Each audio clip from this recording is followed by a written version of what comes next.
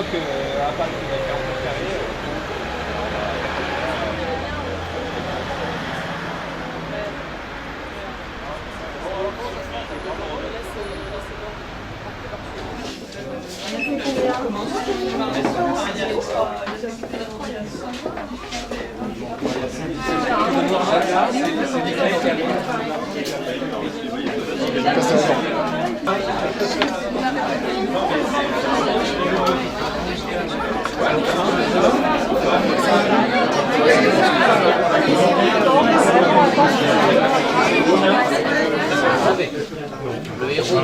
Toute la famille.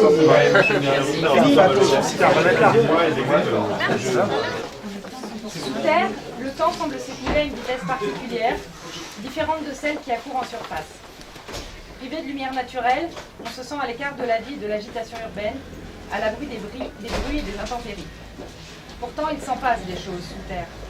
Et il y en a des gens qui y travaillent. Perçoivent-ils tous pour autant leur situation de la même manière? Les égoutiers, les puisatiers, les mineurs, ou encore ceux qui œuvrent au sous-sol de ruches bourdonnantes, cuisiniers et commis sous les grands restaurants, employés du courrier ou de l'imprimerie interne sous les grandes entreprises. À Paris, nul ne peut ignorer le métro. Il est dans la vie de tous et de chacun. Entre les moins aisés qui viennent y chercher la chaleur pour tenir la journée ou un abri pour la nuit, les travailleurs qui résument l'emplacement de l'entreprise qui les emploie au temps de trajet en métro depuis leur domicile, et ceux qui se vantent de ne plus avoir à l'emprunter, il fait partie de toutes les existences. Ceux qui prennent le métro ne sont pas des passagers, ni des clients de la RATP. On les appelle les usagers. Je suis conducteur de métro sur la ligne 2. J'ai une longue expérience de la vie sous terre, près de 20 ans.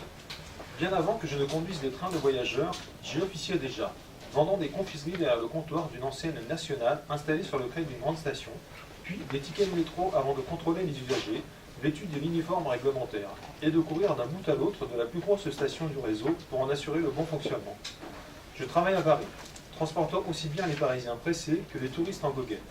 Mais j'imagine que ma situation, à quelques particularités locales près, serait à peine différente dans n'importe quelle autre grande ville du globe. Du moins, l'une des 110 qui ont un métro. Pour vous, le métro n'a pas de visage. Ce sont des trains, des voies, des quais, des couloirs, des bouches, des barrières et des portillons, des tableaux lumineux qui décomptent les minutes, des buzz métalliques à l'entrée de la station et des sonneries à la fermeture des portes, des SDF imbibés que l'on ne veut plus voir. Bonjour madame, bonjour monsieur. Je n'ai pas de travail, je n'ai pas de logement. Si vous pouviez me donner une petite pièce ou un ticket restaurant pour pouvoir manger. Merci madame, merci monsieur. Pour vous, ceux qui font le métro n'existent que quand ça ne va pas. Les jours de grève, de retard ou d'interruption de trafic pour cause de colis suspects.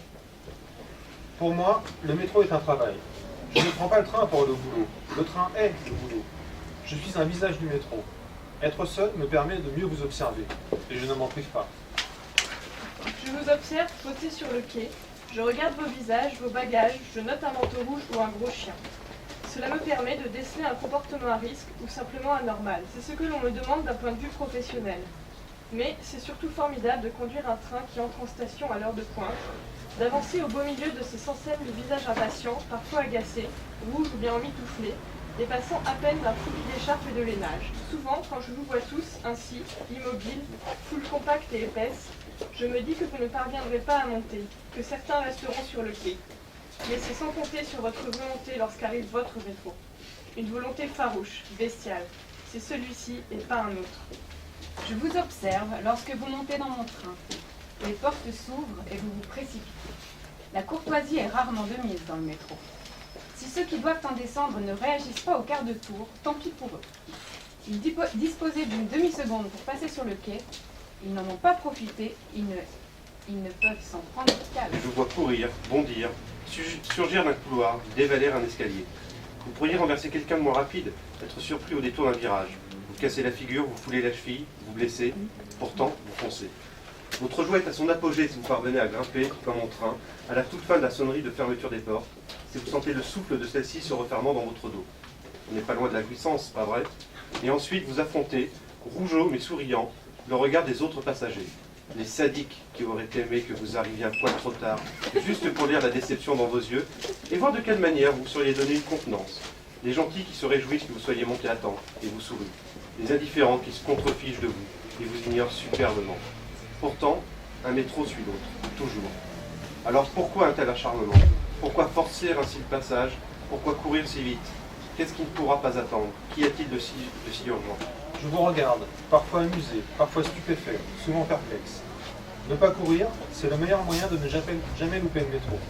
Et, de cette façon, d'être toujours en avance pour le suivant. Je vous observe quand nous roulons. Je me retourne de temps en temps et je jette un œil à ce qui se passe à l'arrière. Le pilotage automatique me le permet. Bonjour madame, bonjour monsieur. Je n'ai pas de travail, je n'ai pas de logement. Si vous pouviez me donner une petite pièce ou un ticket restaurant pour pouvoir manger. Merci madame, merci monsieur. Bref, vous vivez derrière moi pendant que je conduis.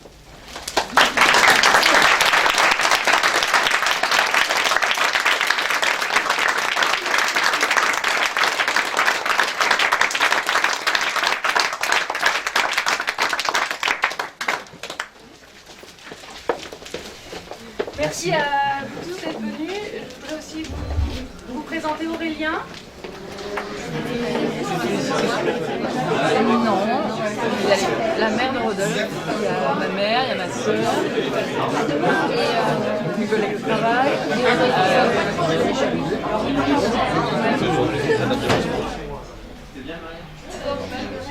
Donc bonjour, donc vous êtes l'auteur de ce livre qui s'appelle Je vous emmène au bout de la ligne. Alors qu'est-ce qui vous a donné envie d'écrire ce livre?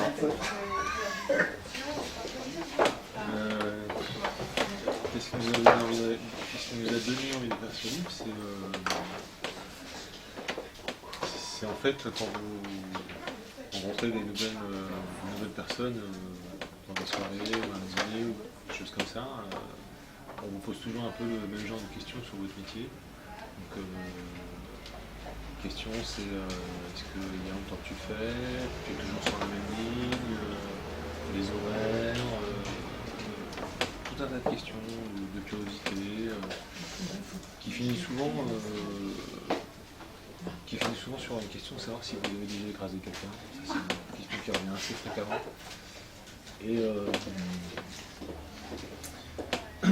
Et voilà, donc pour pouvoir répondre au plus grand nombre de personnes à ces questions, on a décidé d'écrire ce livre.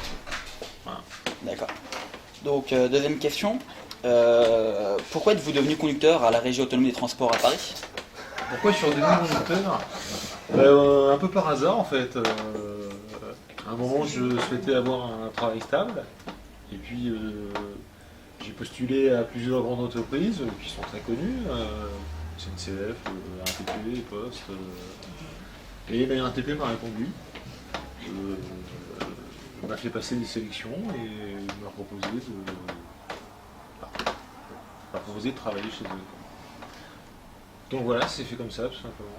Donc dans l'article qui vous était consacré ce matin dans le 20 minutes, je ne sais pas si vous avez pu le lire. Ouais, si, ouais. Donc vous avez dit que de conduire un métro n'était pas pour vous une vocation en fait. Pas du tout, non. Donc vous avez dû passer par certains métiers avant? Par certains métiers, bah oui, avant, j'ai fait avant quelques petits travaux, des petits boulots, quoi, de développement photo. J'ai déjà commencé à travailler un peu dans le métro parce que j'ai vendu des confiseries sur un quai de métro pendant quelques mois. Voilà, j'ai vendu de la moquette, j'ai vendu de la mercerie, toujours un peu axé sur la vente quand même. Et voilà, donc à un moment, j'ai souhaité avoir un travail un peu plus stable. D'accord. Surtout qu'il puisse durer très longtemps. Ce qui est le cas d'ailleurs. Jusqu'à la retraite. Ouais. Et donc cela fait combien de temps que vous êtes conducteur sur le métro? Alors ça fait 16 ans que je suis conducteur. Ça fait 16 ans que je suis conducteur de métro et 16 ans que je suis sur la ligne 2. Comme quoi, quand on aime, on reste.